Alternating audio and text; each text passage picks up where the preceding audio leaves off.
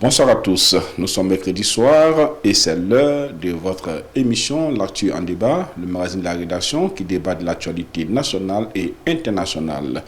Deux sujets pour notre débat du jour, AES-CEDEAO, une transition de 6 mois, et nous allons parler bien sûr de Djoliba TV qui écope de 6 mois de suspension. Pour débattre de ces deux thèmes, nous recevons Kourouti Sissé, journaliste au journal Mali Tribune. Monsieur, bonsoir. Bonsoir. Naya Diarra, également journaliste à Soir de Bamako. Monsieur, bonsoir. Bonsoir. Merci d'avoir accepté l'invitation de la télé. Une fois de plus, au plaisir de vous retrouver sur le plateau de l'Actu en débat. Le 66e sommet ordinaire des chefs d'État et de gouvernement de la CEDEAO, la Communauté économique des États de l'Afrique de l'Ouest, s'est tenu ce dimanche 15 décembre à Abuja, la capitale fédérale du Nigeria. Ainsi donc, un délai de 6 mois de transition après le 29 janvier 2025. Pour les États de l'AES a été annoncé. Une période de transition peut-elle être concluante d'ici là? Alors, Kourouti Sissé, 6 mois pour pouvoir encore réfléchir. Est-ce qu'on peut dire que les choses sont en train de bouger tout doucement entre les deux institutions? Bon, le délai de 6 mois, d'abord, je vous remercie pour l'invitation. On salue aussi nos téléspectateurs. Donc, je disais, pour le délai de 6 mois, bon, quand même, c'est assez espacieux pour prendre une décision claire, revoir les tenants et les aboutissants de la décision, de la voie qu'on est en train d'emprunter, et aussi de voir si possible d'un retour. On ne peut pas dire... on peut prendre des décisions sous pression, on peut prendre des décisions sous des influences peut-être politiques jusqu'à des niveaux internationaux, mais quand on donne 6 mois, je pense que le délai est assez espacé pour que la décision elle sera vraiment responsable, claire et nette, et aussi dire aux responsables d'être prêts à vraiment assumer les conséquences. Là, il y a 6 mois, est-ce que ça peut permettre vraiment d'aplanir un peu les divergences? Bon, je crois que 6 mois, il a dit 6 mois, c'est vraiment un temps qui permet quand même au chef d'État de l'AES de réfléchir sur la décision qu'ils ont prise. Mais quand je réfléchis un peu aux déclarations, parce que toutes les fois que les ministres interviennent ou que les chefs d'État interviennent, ils parlent d'une décision irrévocable. Bon, je me dis aussi qu'aujourd'hui, après la rencontre de la CEDEAO, le sommet de la CEDEAO, je crois que encore la confiance a été renouvelée au président sénégalais pour qu'il manœuvre encore auprès de ses frères de l'AES pour essayer de les ramener encore à la raison pour qu'ils ne quittent pas la famille. Mais est-ce que cette médiation va porter fruit ou pas? On ne sait pas, on attend d'observer. Justement, en marge de ce sommet, bien avant, les ministres des Affaires étrangères étaient réunis dans la capitale nigérienne. Et là, ils ont pris des décisions où ils parlent de la libre circulation des pays membres de la CEDEAO au sein de l'AES. En tout cas, la libre circulation, comme si on était toujours au niveau de la CEDEAO. C'est quelque part, l'AES n'est pas en train de vraiment essayer de dorloter un peu les dirigeants de l'AES, de la CEDEAO du moins, pour ne pas vraiment qu'ils puissent frapper du monde. Bon, c'est-à-dire moi je pense qu'il faut voir cette histoire sur plusieurs angles. D'abord, il y a l'aspect politique, CEDEAO et les chefs d'État, les pays membres de la CEDEAO, comment on vient au pouvoir, comment on se fait pour maintenir au pouvoir, et quand il y a une déstabilisation qui touche jusqu'à l'ordre constitutionnel, comment les règles sont imposées pour aller. Ça, c'est l'ordre politique. Et après cet ordre politique, il y a un certain confort économique qui est placé et pour les pays membres, pour la communauté. Donc, et tout pays quand même qui n'est pas trop dans l'ordre politique ne doit pas aussi prétendre bénéficier de l'ordre économique. On voit le jeu qui se joue, c'est que au niveau de l'AES, on veut peut-être pas respecter l'ordre politique, l'aspect politique de la CEDEAO, mais on veut continuer, par exemple, à bénéficier d'un espace d'ordre économique. Puis il faut se dire la libre circulation des biens et des personnes, c'est un aspect un peu économique. Mais quand la CEDEAO, ça va au-delà. La CEDEAO, ça va au-delà. Au niveau des grandes entreprises, au niveau, par exemple, une entreprise malienne peut postuler sur certains marchés à un certain niveau, comment dirais-je, de fortune jusqu'à dans tout l'espace CEDEAO. Donc ça c'est des grandes comment dirais-je, des grandes dimensions économiques que peut-être les gens ignorent beaucoup.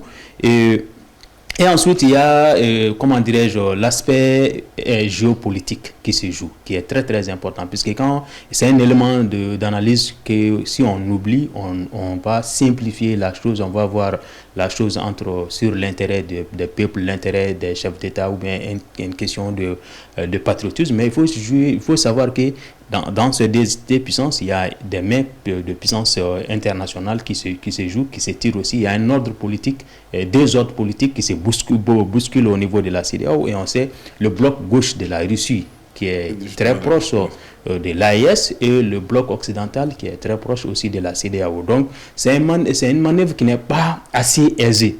Est-ce que vous voyez, ce n'est pas assez aisé et souvent on ne parle pas directement à celui qui prend les décisions. C'est presque à des personnes ou à des responsables qui sont un tout petit peu tirés par des influences, que ce soit de l'autre côté ou de côté inverse. Donc moi je pense que le jeu c'est pas simplement des questions d'intérêt du pays, c'est pas question seulement d'ordre politique et démocratique. D'accord, justement, avec cela, quand vous dites cela, justement, là, on a vu qu'au tout début, avec la création de l'AIS, c'était vraiment, on voulait sortir avec effet immédiat. Aujourd'hui, on voit qu'on est en train de sortir, pas avec effet immédiat, mais avec médiation et stratégie. Qu'est-ce qui n'a pas marché? Il faut pas se leurrer. Hein. Il faut dire que, tu sais, à la veille même du dernier sommet, le 66e, il y a eu la rencontre de Niamey, de l'AES. Et quand tu vois les conclusions de la rencontre de Niamey, c'est comme c'est un appel de pied à la CEDEAO. Bon, je disais qu'il ne faut pas se leurrer, puisque quand on quitte la CEDEAO, il faut quand même s'attendre, quand même, il ne faut plus prétendre quand même aux avantages qui sont dans cette organisation régionale.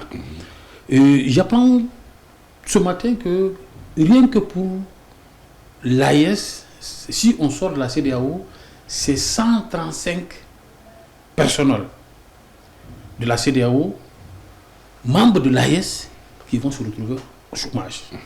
C'est de là. Et en termes d'urgence et d'organisation régionale, je crois qu'il y a beaucoup vont fermer la porte dans les 3 pays. Comme des projets de plus de 500 millions aussi vont être perdus dans le cadre. Bon, et s'il faut prendre le visa pour un Malien, qui nous sommes les plus grands voyageurs. Hein. Mais c'est pour cela qu'ils ont demandé qu'il n'y a pas de visa dans ce pays-là. Non, ils ont compris le jeu. Quand on quitte l'organisation, il ne faut plus prétendre vraiment aux avantages de cette organisation. Il ne faut plus prétendre à ces... Quand on sort de l'organisation, sauf que tous les pays membres de la CEDEAO aussi, il y a des pays qui sont membres de la CEDEAO, mais ils ne sont pas membres de l'UEMOA. Bien sûr. On peut perdre les avantages, on l'a dit dans un débat ici, au niveau de la CEDEAO, mais garder pour l'UEMOA. Au niveau de l'UEMOA, on peut en profiter. Bien sûr. Mais il ne faut pas se leurrer, combien d'États sont membres de l'UEMOA, mais qui sont aussi membres de la CEDEAO. Alors, justement, M. Kourechi, justement, sur cette même lancée, lorsque les ministres des Affaires étrangères de l'AIS disent que l'espace de l'AIS est ouvert pour les pays de la CEDEAO, quelque part, est-ce qu'ils ne sont pas en train de vraiment essayer de diligenter, d'orloter ces dirigeants-là pour pas qu'ils vraiment puissent passer à la vitesse supérieure? Ça, de moi, je dis, ce qui se passe réellement, c'est que le Mali et l'espace AES et la CEDEAO se dirigent vers des sanctions, puisqu'il y a des délais qui ont été attribués à des transitions. Ces transitions-là, et moi, à la lecture, les chefs d'État et les régimes en place, les autorités ne sont pas prêtes tout de suite à quitter le pouvoir. Et si on reste idem sans changement, c'est que sûr, la CEDEAO va rentrer dans des sanctions d'embargo, fermeture de frontières, entre autres. Ça, c'est quand ces pays-là sont membres de la CEDEAO. Maintenant, pour échapper à ces embargos, à l'embargo de la CEDEAO, d'une manière atroce, qu'est-ce qui se fait? On se retire de la CEDEAO et maintenant, chaque État va avoir à traiter entre les États, là où il y a le plus d'intérêt, individuellement. Mais cela a des avantages pour qui? D'abord pour ceux qui sont au pouvoir et ceux qui décident aujourd'hui. Mais demain après-demain, les désavantages, ça va être quoi? Puisqu'on sait que l'espace communautaire CEDEAO, c'est un espace vraiment de confort qui a pu quand même amener une situation facile pour les biens, les personnes et même les grandes entreprises. Et c'est sûr, jusqu'à présent, il y a des États qui essaient tout, qui font tout aujourd'hui pour être membres de la CEDEAO avec des grandes difficultés. C'est bien sûr, c'est très facile de sortir puisqu'avec une lettre envoyée notifiée au secrétariat général, même si tu n'es pas répondu un an de fait, tu quittes, tu n'es plus membre. Mais ce qui est sûr, il faut se dire que c'est très difficile d'y retourner. C'est-à-dire souvent ton dossier peut prendre une décennie en train d'être étudié puisque c'est pas, on n'entre pas facilement et qu'on sort facilement. Donc moi je pense que le délai de 6 mois c'est un délai vraiment idem pour que les régimes en place, les autorités qui les réfléchissent, qui se disent, c'est-à-dire s'ils se retirent des sanctions. D'accord, justement, s'ils se retirent, il va y avoir des sanctions, il y a des trucs à faire. Là, il y a ces 6 mois qu'on parle, les 6 mois concrètement que la CEDEAO donne comme délai de grâce au pays de l'AES. En 6 mois, qu'est-ce que l'on doit faire? Bon, moi je crois que c'est peut-être par orgueil, on ne peut pas tenir un tel discours. Et qu'après on dise mais on doit toujours changer aux populations, au peuple. Parce que avant tout, s'il y a conséquences, je crois que c'est le peuple qui subisse. Parce que quand il y a des entraves à la libre circulation des personnes et des biens, moi je crois que le Mali, le Niger et le Burkina sont quand même des pays qui n'ont pas de débouché à la mer. Nous profitons en tout cas des pays côtiers, justement comme la Mauritanie. Oui, c'est le cas comme le Mali qui a signé un pacte avec le Sénégal. Ça va être vraiment dur. Et même au début du coup d'État, vous avez vu, quand il y a eu les sanctions, qu'on dit injustes, illégitimes, illégales de la CEDEAO, mais nous sommes encore sous les effets de ces sanctions. On a vraiment enduré. Moi, je crois qu'il faut réfléchir sagement pour essayer de rester dans cette organisation pour le plus grand bien des populations. Alors, Kourechi, justement, en 6 mois, qu'est-ce que l'on a fait? Mais c'est vrai qu'aujourd'hui, l'AES peut exister en tant qu'entité qui lutte contre le terrorisme et être membre de la CEDEAO. C'est ça, c'est un grand avantage. Et aujourd'hui, moi, je pense qu'on ne doit pas suivre, comme il l'a dit, soit une question d'orgueil ou bien accepter une influence extérieure qui ne peut-être pas maîtrise pas beaucoup qu'est-ce que se passe dans la sous-région. Puisqu'il faut qu'on se dise, une puissance étrangère, si elle te dicte dans son intérêt. Et une autre puissance extérieure, si elle te combat dans son intérêt. C'est à toi de pouvoir tirer ton épingle du jeu avec intelligence et avec politique. Je pense que la balle est aujourd'hui dans le camp des présidents qui ont été désignés pour la facilitation et la médiation. C'est Diomaye Faye et puis Faure Gnassingbé. Moi, je pense que la balle est dans leur camp, mais il faut qu'on se dise la plus grande insécurité, c'est le sous-développement. C'est-à-dire nous sommes là face à une insécurité vitale qui nous terrorise aujourd'hui, qui nous fatigue tous, qui met tout le monde à des défis. Et il ne faut pas oublier que les causes réelles de cette insécurité et tout ce qu'on est en train de traverser aujourd'hui, c'est dû au sous-développement à 50%.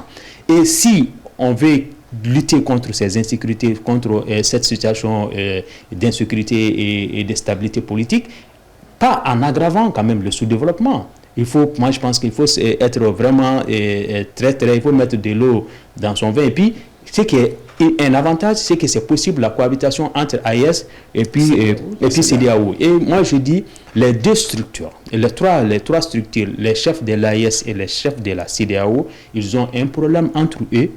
Il y a eu coup d'État, la CEDEAO, et c'est contraire au protocole additionnel de la CEDEAO, et eux, ils ne sont pas prêts tout de suite à quitter le pouvoir, mais il y a un peuple au milieu. Moi, je pense que si les sanctions doivent porter sur ceux qui sont au pouvoir, sur ceux qui décident. Si le refuse d'organiser les élections, la CEDEAO doit pouvoir jouer comment résoudre leurs problèmes avec eux, mais pas de prendre une population innocente au milieu et d'en faire un outil de pression, que ce soit des deux côtés. Moi, je le dis, que ce soit des deux côtés. Et je pense que le délai de 6 mois, toutes les balles sont jouables. Et la meilleure balle qu'il faut jouer, c'est une balle de retour. c'est-à-dire, comment dirais-je, d'accepter quand même qu'on reste membre et de résoudre les problèmes d'élection et puis voir comment faire autrement. Moi, je pense qu'il serait plus préférable de faire face à des sanctions de la CEDEAO, de faire face à des pressions de la CEDEAO que de quitter la CEDEAO. Et ça va nous prendre 10 ans, 15 ans pour y retourner. Alors, pour certains experts que nous avons pu contacter durant ce dossier,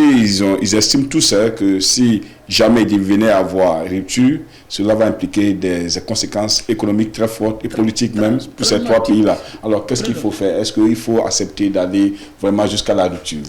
Bon, moi je crois que je ne conseille pas d'aller à la rupture. Moi, il faut faire marche arrière pour que vraiment nous puissions vivre comme nous étions. Sinon, parce que même la CEDEAO, même au dernier sommet de la CEDEAO, je crois qu'il a été question de réfléchir sur les solutions aux défis. Donc, les défis auxquels les États sont confrontés sont nombreux. D'abord, il y a les défis sécuritaires, il y a les défis de développement et autres. Moi, je crois que sur toutes les questions, la CEDEAO a pris conscience aussi de ses faiblesses, de ses erreurs. Et moi, je crois que ça lui a permis, cette preuve dans laquelle nous nous trouvons, lui a permis quand même au chef d'État de comprendre et pour ne plus commettre les erreurs du passé. Et je crois que si nous restons dans cette grande famille, je crois qu'ensemble nous allons construire et puis avancer. Alors, Kouretti, pour fermer cette vase, est-ce que vous conseillez à nos dirigeants de partir? De partir, de quitter la CEDEAO, ça vraiment je déconseille. Ça je déconseille et je déconseille même à la CEDEAO de faciliter ce retrait-là, puisqu'il faut se dire, pour être membre de la CEDEAO, c'est sûr, il faut être un régime démocratique et puis moi je pense qu'il faut respecter certains principes et aspects démocratiques. Le pouvoir qui a été pris dans l'espace CEDEAO, ce ne sont pas des pouvoirs qui ont été pris démocratiquement et c'est pour poser la légitimité de ces autorités à nous faire quitter la CEDEAO. Puisque si tel est le cas, il va y avoir désormais très facilement des coups d'État dans les autres pays et il suffit simplement de déposer un retrait. Tu fais un coup d'État, tu es militaire, vous êtes un groupe militaire, vous faites un coup d'État et après vous déposez une demande de retrait et puis vous vous retirez. C'est trop simple et très facile. Moi je pense que la CEDEAO, la CEDEAO n'aide pas et il faut qu'on se dise la vérité. Puisque moi je ne suis vraiment pas d'accord que ça soit une conférence des chefs d'État qui se regroupent une fois par an ou bien quelques fois à des situations exceptionnelles pour venir décider de tout un avenir de tout un peuple comme le peuple de l'AES, alors que les chefs d'État, ils sont tellement préoccupés par leurs propres problèmes et ils n'arrivent même pas. Et souvent, on ne devient pas chef d'État parce qu'on est une élite. En Afrique, surtout en Afrique de l'Ouest. Ce n'est pas qu'on ne compose pas, on ne devient pas ministre des Affaires étrangères parce qu'on est une élite. Moi, je pense que la CEDEAO a urgemment besoin, c'est-à-dire, comment dirais-je, d'une structure d'élite. C'est-à-dire, il faut mettre en place, il faut songer à changer la CEDEAO. De ça, d'intellectuels qui vont réfléchir, qui vont penser. Moi, je le dis et je le redis, tous nos problèmes aujourd'hui ont été aggravés par la CEDEAO. Le jour où la CEDEAO est venue pour dire d'annuler le résultat des élections législatives. D'accord, justement, on va pas repartir. C'était anticonstitutionnel. Et ça a donné espoir, je dis, ça a donné espoir aux gens de pouvoir attaquer et de s'attaquer. D'accord, justement, je pense que bien avant, c'était la CEDEAO qui était d'abord la première à venir, les premiers soldats étaient de la CEDEAO. Donc je pense qu'en fait, on ne va pas revenir sur ce qui s'est passé d'alors. Aujourd'hui, le problème est là, il faut trouver une solution. Je voulais dire seulement ce que j'ai déploré, le comportement de la CEDEAO par rapport au début de la crise malienne, quand il y a eu la rébellion et l'occupation des 2 tiers du territoire. Moi, je crois que les chefs d'état-major de la CEDEAO ont passé le temps à faire la navette entre le pays et Bamako, ici à l'école de maintien, sans pourtant arrêter des décisions pour résoudre définitivement le problème, jusqu'à ce que le pays soit... Je pense que le 66e sommet a bien montré qu'aujourd'hui, les chefs d'État de la CEDEAO sont conscients qu'il y a problème, il faut reformer, il faut quand même revoir la façon de travailler de cette institution d'intégration. Qu'on le veut, qu'on ne veut pas, il reste quand même que c'est vrai qu'il y a des failles, mais quand même la CEDEAO reste un exemple d'intégration sur le continent. Hein. Et je pense que la réflexion sera poursuivie pour qu'on puisse, d'ici là, pendant les 6 mois, qu'on puisse trouver une solution pour vraiment essayer de ne pas surtout prendre le coup aux populations qui se déplacent beaucoup entre ces États-là. Alors, c'est tombé hier, nous allons prendre le sujet 2, Joliba TV, nos confrères. Et pour finir, ils ont eu 6 mois de suspension. Alors, la HAC est revenue, si je peux dire, à de meilleurs sentiments. Alors, 6 mois de suspension, qu'est-ce que cela veut dire d'ailleurs? Moi, je trouve que 6 mois, c'est même trop. Parce que depuis le début de cette situation, que tout le monde l'a déploré, je dis que vraiment, la HAC vraiment n'a pas bien fait. Parce que On a vu, parce que le cas du Burkina, les confrères ont été convoqués après écoute. On leur a dit de rentrer tout simplement. Et chez nous, on prend une décision de retrait de l'essence. Bon, heureusement qu'il y a des voies de recours. Bon, je crois qu'avec le recours gracieux et les démarches initiées par les organisations fêtières, je crois que ça a permis quand même de résoudre en partie un peu le problème, parce que une suspension de 6 mois, moi je crois que c'est encore trop, puisque quand tu vois la chaîne, c'est combien de personnes qui gagnent leur pain. Je crois qu'il faut, dans un pays où il y a le chômage, où on parle de la question d'emploi, quand on suspend une entreprise qui emploie, moi je crois que c'est pour condamner les gens à mourir de faim. Oui, aussi, liberté de presse en danger. Ça, c'est depuis. Et ça, surtout, ça depuis qu'on est tombé dans une transition qui n'a pas respecté le délai. On sait que c'est un pouvoir qui se maintient par la force, et si un pouvoir se maintient par la force, et la liberté d'expression, la liberté de presse, c'est peut-être des choses qui vont peut-être prendre un temps, mais ça va finir par s'envoler. Et heureusement que, même si je ne voulais vraiment jamais faire la liaison entre ce qui s'est passé avec une presse burkinabé sur les autorités qui ont de l'ordre de leur gradation en tant que généraux, moi je pense que quand on regarde les deux volets, on fait une comparaison, et la familiarité, le mariage que le Mali voulait obligatoirement avoir avec le Burkina sur des liens des sanctions, sur des liens d'être vindicatif contre les citoyens, sur les différents dirigeants. On voit que le Burkina a été un peu plus intelligent que le Mali. Et le Burkina, c'est comme si on a sauté avant l'acteur même. Et la HAC doit vraiment, c'est-à-dire pas seulement du cas de Djoliba, la HAC doit vraiment se rétracter, se revoir sa position, de savoir que sa mission, c'est pas de protéger les autorités, mais c'est de protéger les médias. Le niveau, c'est-à-dire, puisque la HAC, c'est une étape avant la justice. C'est-à-dire, c'est ça de réguler la chose, facilement la chose, puisqu'on se connaît nos réalités. Un journaliste, quelles sont les réalités de plateau, on peut se laisser aller par émotion.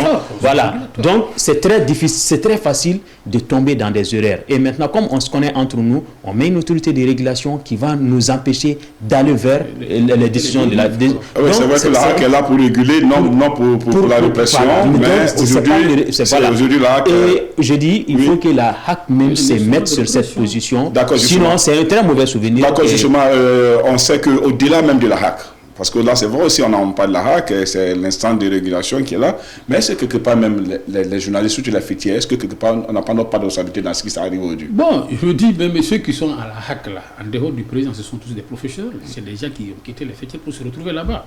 Moi, je crois qu'il faut que les gens s'assument, que les gens prennent conscience de leur mission et de leur rôle, que les gens prennent leurs responsabilités. Moi, je crois que pour ce qui concerne la mesure contre Djoliba, moi, je crois que la HAC est allée vite en besoin. Vous avez vu, on l'a dit, après la décision des autorités burkinabées concernant quelqu'un qui a dit pire, c'est ridicule. C'est ridicule. Est-ce que quelque part, c'est pas parce que nous-mêmes, nous sommes... on n'est pas solidaires. Moi, je dis qu'on n'est pas... puisque jusque-là...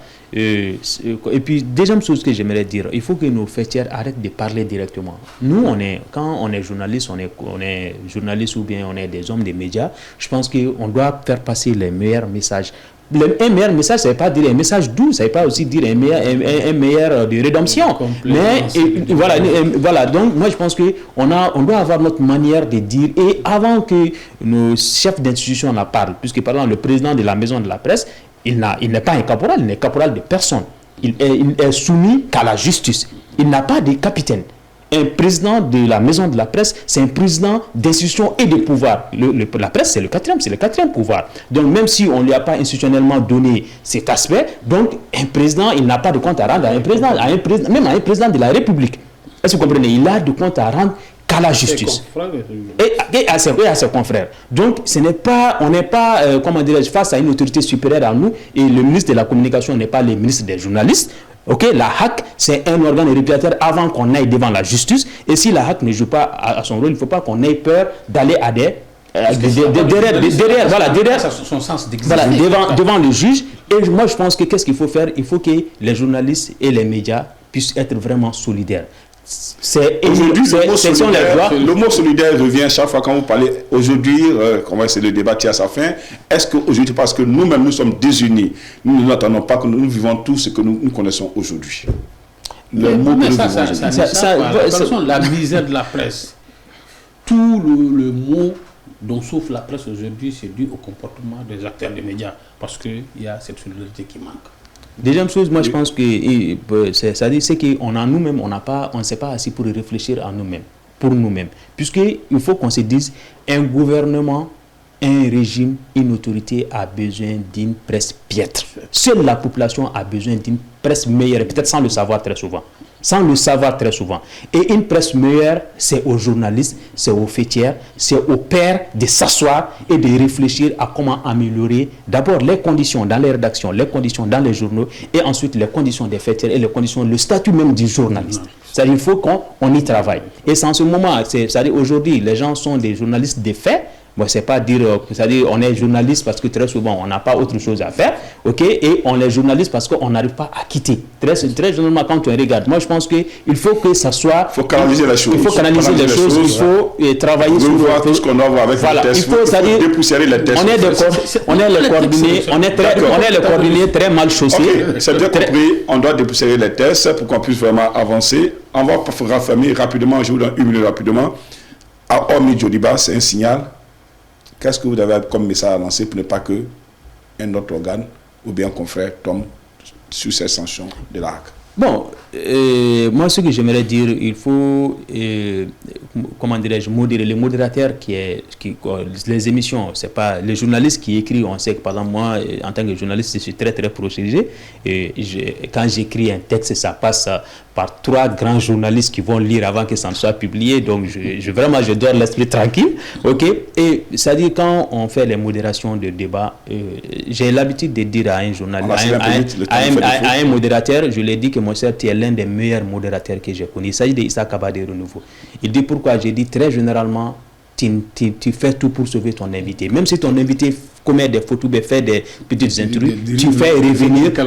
C'est-à-dire le modérateur. Deuxième chose, le meilleur journaliste, le meilleur médiateur, c'est celui-là. On peut faire vraiment pour que cela n'arrive plus. Bon, la question, c'est juste dire que pour les plateaux, je crois que c'est d'amener quand même sur le modérateur, c'est surtout lui, hein, parce que quand tu parles, que la parole, quand tu la libères, et puis ça va comme ça. Okay. C'est au modérateur vraiment de canaliser pour éviter certains. Souvent, on peut aller à l'excès sans s'en rendre compte. Donc, revenir sur terre, mettre sur son plateau, faire de telle sorte que la dérive puisse ne plus paraître sur les plateaux. Merci bien pour ceux qui nous ont suivis. Nos invités étaient Kourouti Sissé, journaliste au journal Mali Tribune, et Laya Diarra, soit de Bamako. Quant à moi, je vous dis au revoir, restez en notre compagnie. D'ici là, portez-vous bien et que Dieu bénisse le Mali.